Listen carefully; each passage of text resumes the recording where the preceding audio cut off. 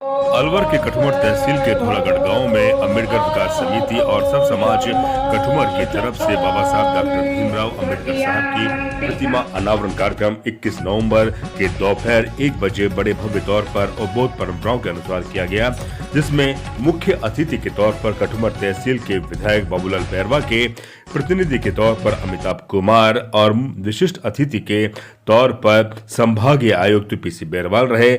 और मुख्य वक्ता के तौर पर कला कॉलेज अलवर के राजनीति विज्ञान के प्रोफेसर डॉक्टर रमेश बैरवा ने शिरकत की और साथ ही कहा कि मौजूदा दौर की समस्याओं को केंद्रित करते हुए बाबा साहब के विचारों को आत्मसात करना होगा। और साथ ही पीसी बैरवाल ने कहा कि जब तक समाज में पे बैक टू सोसाइटी और एजुकेशन और अपने काम और बिजनेस की ओर हम ध्यान नहीं देंगे तो हम अपने समाज को जागृत नहीं कर पाएंगे। और साथ ही अमिताभ कुमार ने कहा कि संविधान पर किसी भी तरह का कोई खतरा नहीं है। अनावरण कार्यक्रम का भव्य तौर पर और बेहतरीन अंदाज में मंच का संचालन किया कवि सदाराम ने। अमिताभ जी, कैसा महसूस हो रहा है बाबा साहब की मूर्ति अनावरण कार्यक्रम में आप आए, मुख्य अतिथि के तौर पर आपने अपना वक्तव्य दिया? देखिए, निर्विवाद रूप से डॉक्टर भीमराव अम्बेडकर बाबा साहब जो कि पूरे विश्व के अंदर विख्यात हैं और आज सबसे ज़्यादा जो मूर्तियां हैं बाबा साहब अम्बेडकर की हैं और symbol of knowledge Bharat Ratna बाबा साहब ने पूरे समाज को, पूरे देश को वो प्रेरणा दी और समाज में ये संदेश दिया कि किस तरीके से एक छोटे से गरीब परिवार से आप उठकर और आप यदि दृढ़ प्रतिज्ञ हैं तो आप अपने उद्देश्यों को लेकर आप उस स्तर पर पहुंच सकते हैं कि आप एक देश का संविधान बना सकते हैं, कानून बना सकते हैं और उसकी पालना पूरा देश करता है और उसको पूरी दुनिया ये मानती है कि इतना बड़ा जो कानूनविद और जो पूरे देश को एक प्रेरणा देने वाला व्यक्तित्व है वो हो सकता है। और उन्हीं की याद में आज ये प्रतिमा अनावरण किया गया है और समाज को ये संदेश आज दिया गया है कि उनके पद चिन्हों पर चलकर आगे बढ़े। जिस तरह से एक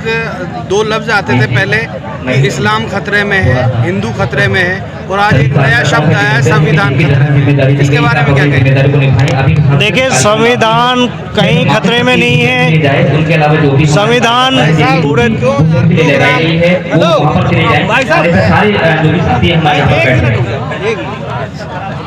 देखिए, संविधान कहीं खतरे में नहीं है। संविधान बदस्तूर अपना काम कर रहा है, पूरे देश में काम कर रहा है। कोई भी पार्टी आती है वो उस देश के संविधान की पालना कर रही है। संविधान खतरे में नहीं है, बल्कि समाज में कुछ कुरीतियाँ हैं, उनकी वजह से ऐसा लगने लगा है कि जो संविधान बाबा साहब ने बनाया था उसकी पालना नहीं होकर और कुछ जो ऐसे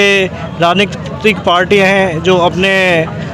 कुछ उद्देश्यों की पूर्ति के लिए ये कैसे इस संविधान में जो मूलभूत सुविधाएं सभी नागरिकों को दी गई हैं उनको अधिकारों से वंचित किए जाने की ये संभावना है।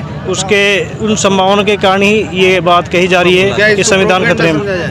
ये एक प्रोपेगेंडा है, ऐसा कुछ भी नहीं है, ऐसा कोई देश के अंदर ऐसा कोई विचार नहीं। इससे पहले तो मैं अम्बेडकर विकास समिति और इस इलाके के तमाम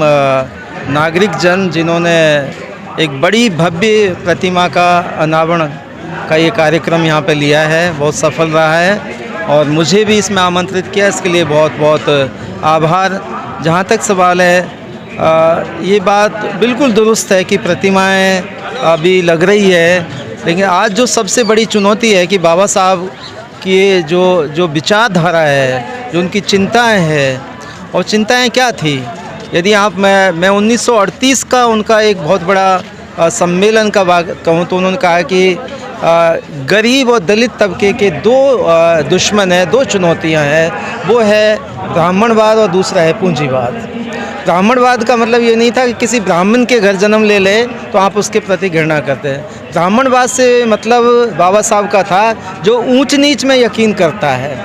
चाहे वो गैर ब्राह्मण ही क्यों न हो, यदि वो ऊंच नीच में यकीन रखता है तो वो जातिवाद की विचारधारा है जिसको निरस्त किया जाना चाहिए। और दूसरा है जो पूंजीवाद की विचारधारा, जो उन्होंने स्टेट एंड माइनॉरिटीज़ जो उनका डॉक्यूमेंट था 1948 में, संविधान जब बन रहा था तो उन्होंने ये दस्तावेज पेश किया था कि हमारे देश में कैसी नीतियाँ होनी चाहिए। तो वो कहते हैं स्टेट सोशलिज्म होना चाहिए, यानी जो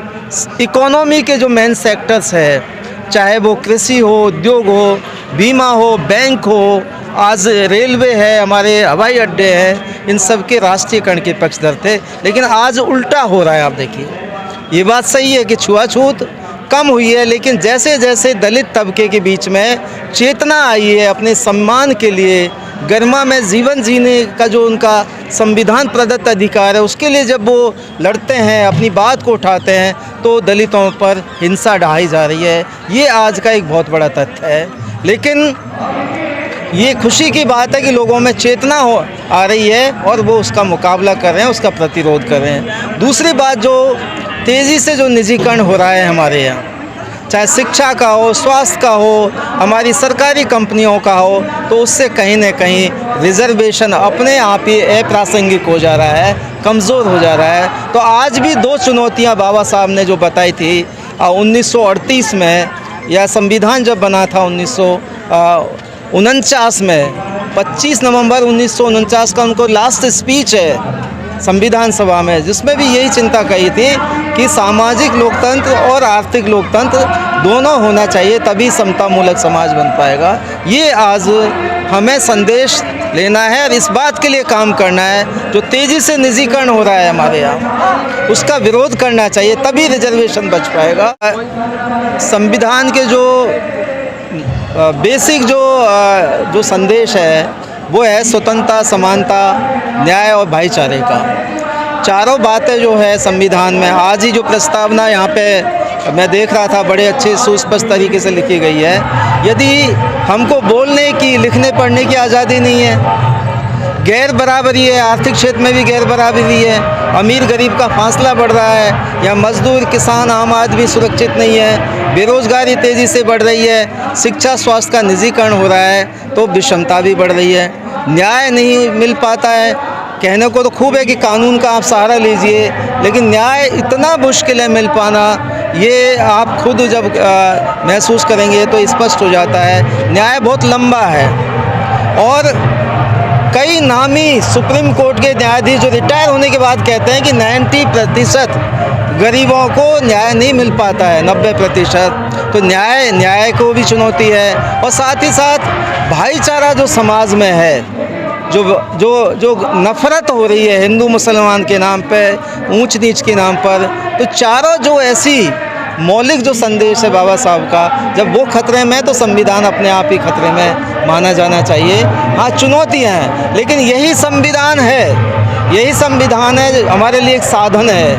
हमारे लिए हथियार है, जिसका उपयोग करते हुए हम अपने हकों की लड़ाई को जीत सकते हैं। और आज जो किसान ने जो लड़ाई जीती है, वो शांतिपूर्ण तरीके से संविधान प्रदत्त जो अधिकार है आपका आंदोलन करने का, वो उसने जीत करके बताई है। तो संविधान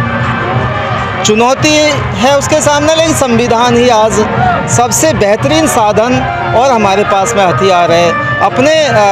गरिमा में जीवन जीने का जो मौलिक अधिकार है उसको पाने का।